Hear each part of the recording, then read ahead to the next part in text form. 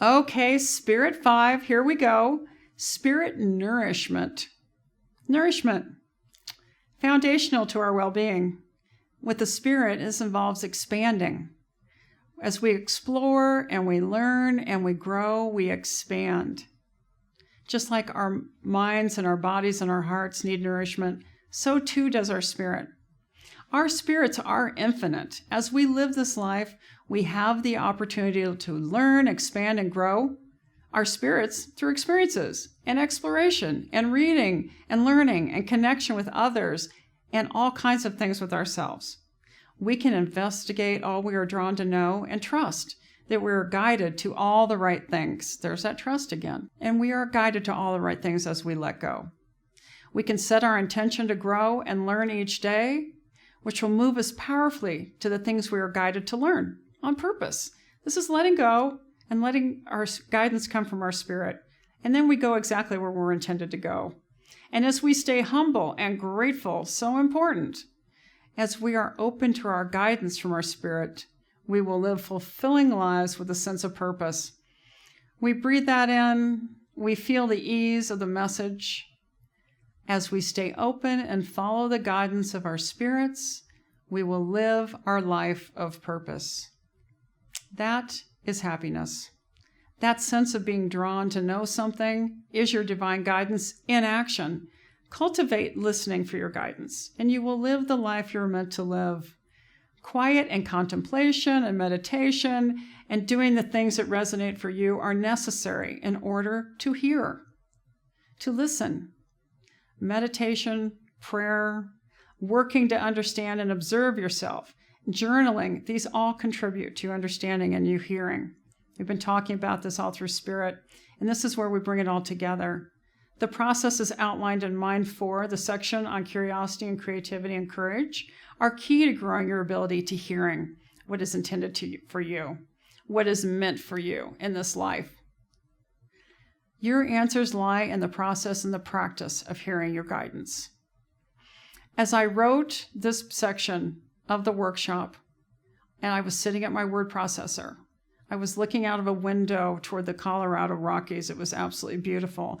And I watched 4 hummingbirds flitting back and forth on their flight from flower to feeder and back again. They were listening to their guidance. They were on purpose. They were feeling their guidance through the resonance of their bodies. Their minds were not activated here. Simply their spirits and their hearts and their bodies were activated here. And it's a great metaphor for nourishing and living and exploring and listening intuitively for the guidance to the next right thing, the next right bush, the next right flower. For us, it's the next right thing. Tending also to the fun of chasing and being present in the moment. Fun is very important as well. Those hummingbirds were good models for me that day. The process of learning happiness skills is a journey. It's a journey in learning about your spirit. As you choose which happiness skills to incorporate into your life, everything in the spirit section of this handbook is foundational to the process.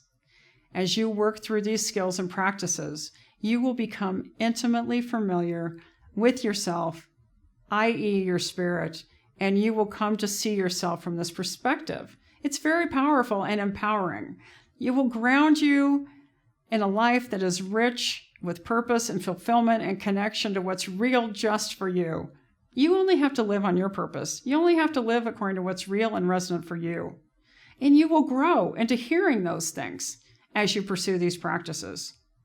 Nourish your spirit, as you've read about in this section, and you will optimize the happiness in your life.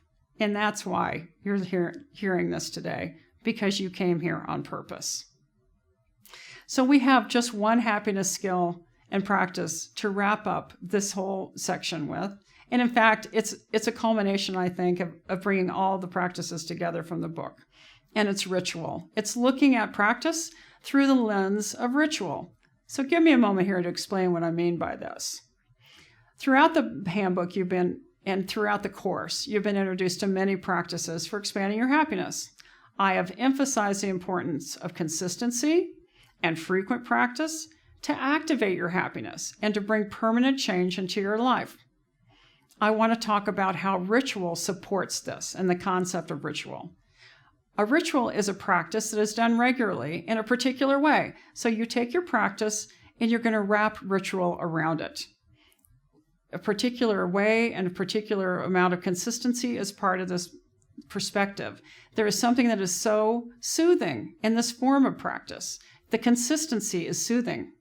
For example, when you do the reset, which you learned in Body 1, the power of movement, doing those steps the same way each time is soothing, and it's predictable, and it's nourishing, and it's a ritual. If you set up a meditation space with candles to light, and you light the candles each time, and as you approach sitting down on your special mat in the same way each time, you have a deeper, more complete experience. From the time you enter the space, you begin that feeling of consistency and knowing what's coming. I call that ritual. It combines intention and commitment to a certain format that nourishes you. It nourishes your practice. Rituals are particularly nourishing to your spirit. They are calming. That's a wonderful effect of ritual, of knowing something by heart is calming, and it brings you comfort. And in this way, all 4 aspects of your being are nourished as well. Your body calms, as does your mind and your heart. And your spirit is supported. Ritual is flow and being in flow. It is as calming as a mountain stream. There is a tempo and a balance and the sameness and the predictability in the known. As you create rituals, for example, a morning pages ritual, maybe each morning you journal and you always have your coffee with you, you sit in the same place, you take a deep cleansing breath before you begin, you always bring the same pen that you love. That's ritual. Perhaps you have a practice of surrounding yourself with objects as you meditate, little totems, little figurines that mean something to you, pictures that are important to you, your daily affirmation cards. Maybe you draw them each day and you put them in your meditation space. This is part of the ritual you're creating of the way that you approach this practice in your life. How can you apply the concept of ritual to your practices, the ones you've chosen? Take some time to think about that. How can you add in little details and consistency to the way you are doing a particular practice? Write the practice here and describe how you approach the details with consistency. Here meaning the pages in the book that correspond with this part of the course, or again in your journal. Simply write down the practice, maybe take a look back through the book at some of the things you've said yes to, perhaps things you're already practicing, and think about what little details could you add to this practice that make it even richer and more consistent for you. And once you do that, come back.